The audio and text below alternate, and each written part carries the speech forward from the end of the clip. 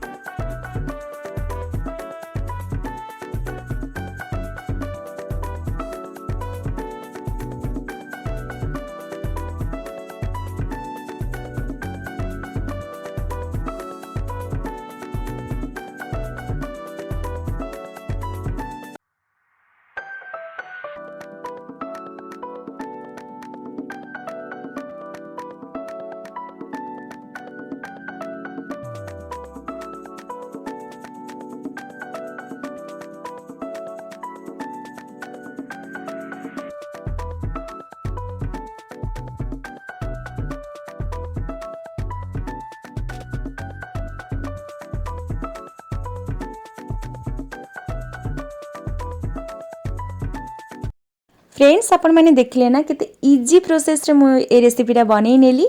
तो I hope आपण माननको भलो लागिथिबो आजिरो रेसिपी। आउ आपण माने जदि किछि नुवा प्रोसेस रे बनौथिबे ताहले मते पक्का कमेंट करके जणेबे। आउ हां, आपण माने जदि मो चैनल रे नुवा अछंती ताहले मो चैनल को सब्सक्राइब करबा को भूलिबेनी। तो आजिरो वीडियो को मु एठी रखुची। तो पुणी आसीबे गोटा नुवा वीडियो रे। तो bye bye guys, love you all.